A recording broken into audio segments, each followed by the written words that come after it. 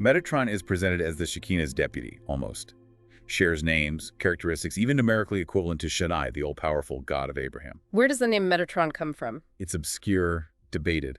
But one interesting idea links it to the Chaldean Mitra, meaning rain, which is also related to light. Rain. How does that connect? Rain, in many traditions, symbolizes the descent of spiritual influences. Think of the Hebraic idea of a dew of light from the tree of life. Oh, okay. So Metatron is seen as the celestial pole, reflecting the leader of the earthly initiatory hierarchy, who is the terrestrial pole. They're connected by the axis of the world. And Michael, the Archangel Michael. Michael, the great priest, represents the glory of the Shekinah. This applies across genuine traditions, especially the primordial one, hence the symbolism of the Holy Land. So Michael and Metatron are linked. Identified, yes, but there's also the shadow aspect, Samul or Sarhawalam. The spirit of the world, Princeps Hujus Mundi. Exactly. They're like light and shadow, which explains why the title Lord of the World can be seen in two ways. Yeah. And also connects to the solar number 666. Think of the lion solar symbol, but emblem of both Messiah and Antichrist. Symbols having double meanings. Right, and confusing them leads to things like, well, Satanism, but Guenon insists Lord of the World in its proper sense is not infernal. Got it. Okay, let's move on to the three supreme functions in Agartha's leadership. Right. St. Eves described the head as Brahatma, or really Brahmatma. The sustainer of souls in the spirit of God. Yes. And his two advisors, the Mahama, representing the universal soul, and the Mahanga, symbolizing the entire material organization of the cosmos. Okay, so like spirit, soul, and body. Exactly. On the macrocosmic universal scale and the microcosmic individual scale. But remember, these Sanskrit terms are about principles, functions, roles, not necessarily fixed individuals. And Osadowski added to this description. He did. He described the Mahatma as knowing the future, the Mahanga controlling the causes behind events, and the Brahma speaking directly with God, that central position for communication.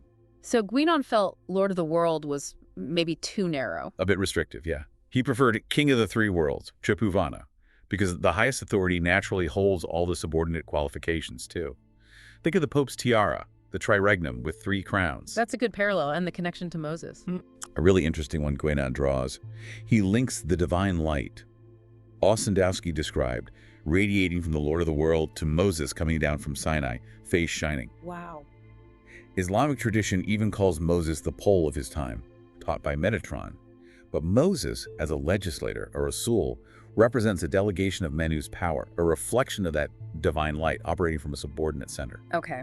And Manu himself, the first Manu. The Adi Manu, the first of our current cosmic cycle, our Kalpa, is called Swayam Guva, Yeah. self-existent, the eternal logos. He's the first guru, and another name for him is simply Om. Om, the sacred syllable. And here's a fantastic link. The 3 sounds in Om, A-U-M, represent the 3 worlds. Earth, atmosphere, bhuvas, sky, swar. Corresponding to Mahanga, Mahatma, and Brahma. Precisely. And amazingly, a similar symbol, AVM, pops up in ancient Christian symbolism for Christ Alpha and Omega, beginning and end, just like, That connection is incredible. isn't it? So Brahma as Lord of the 3 worlds makes sense, because those domains are subordinate to him.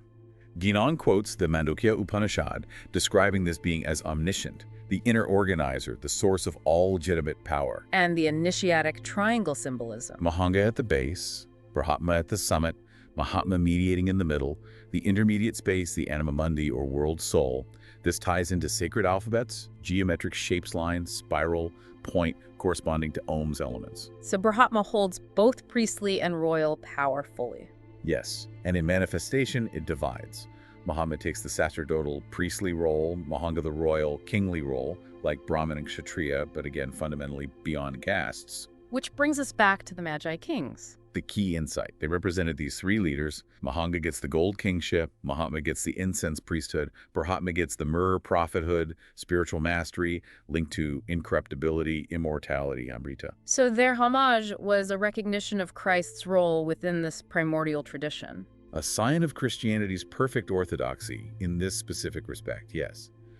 Recognizing the supreme spiritual authority. Guenon also connects this to Lamaism. He draws parallels.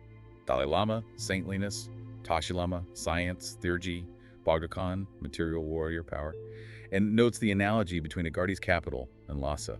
But Lhasa isn't the center itself. No, it's an image, a reflection, Agartha is the true center of the world. This leads into sacred geography, the symbolic meaning of places. And the Dalai Lama's council, the 12 namshans. Mirrors Agartha's inner circle of 12, representing the highest initiation linked to the zodiac. The 12 Adityas, forms of the sun. Just as Manu Vivaswata is son of the sun, the lord of the world, has the sun emblem Sol Justitiae, son of justice, a title even used for Christ. Wow. Okay, the symbolism is dense. Let's switch gears to the Grail. The Holy Grail, yes. Wow. Usually seen as the cup from the Last Supper, right? Used by Joseph of Arimathea. To catch Christ's blood and water, taken to Britain, linking Christianity and Celtic lore. Right.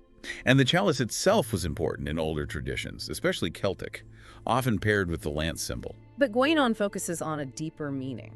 He does. The myth of his origin, made by angels from an emerald that fell from Lucifer's forehead.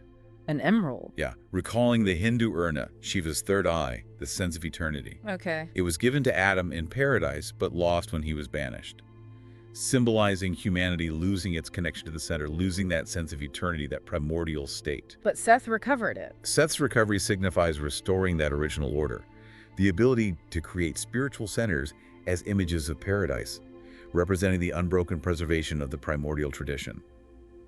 Guenon thinks the Druids were probable guardians of this. And then it was lost or hidden again. Yes, emphasizing that the supreme center always keeps the tradition intact, even if it disappears from the outer world. He mentions church fathers, like St. Augustine, saying the flood didn't reach terrestrial paradise, it was beyond our immediate world. So the center can be concealed.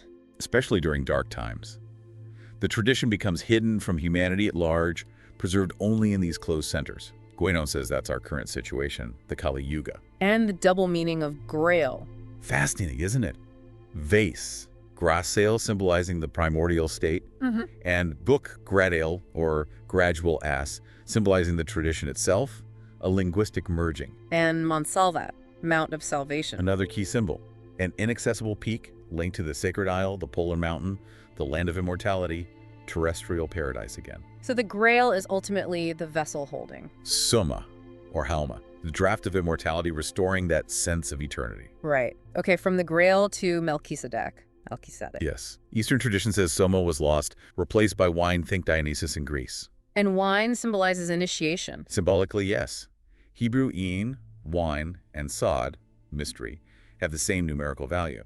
Sufis see wine as esoteric knowledge, and this leads to Melchizedek, or Melchizedek, the title in Judeo-Christian tradition for the function of the Lord of the world. Based on that enigmatic Bible passage. Exactly.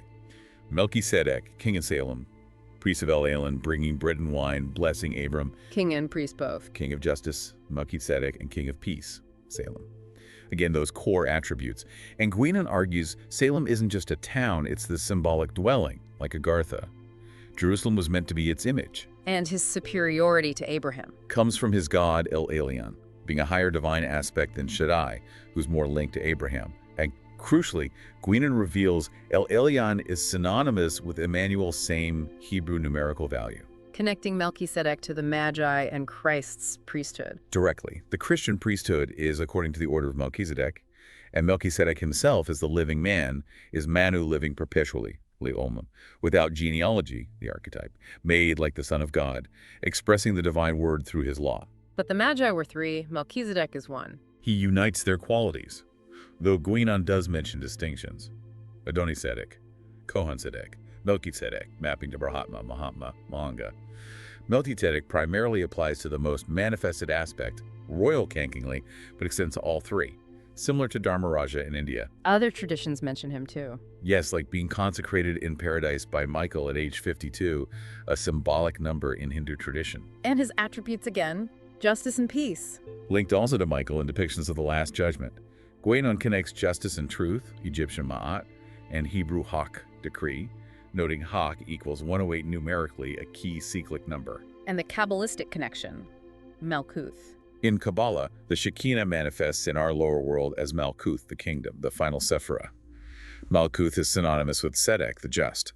So Melchizedek brings these together, representing balanced justice in the middle pillar of the tree of life, different from Rigor Din on the left-hand pillar. Malkuth as a reservoir. Yes, collecting the spiritual emanations flowing down, like the river Ganga in Hinduism, or the nurturing role of Shakti, similar to Shekinah. This reservoir is the spiritual center of our world, where the four rivers of Pardes originate. And this center is Mount Sion. Mount Sion, the heart of the world, common to all holy lands, equivalent to Meru or Alborg. The tabernacle, the ark, the Shekinah's presence, they were all concentric symbols, approximations of this ultimate spiritual pole.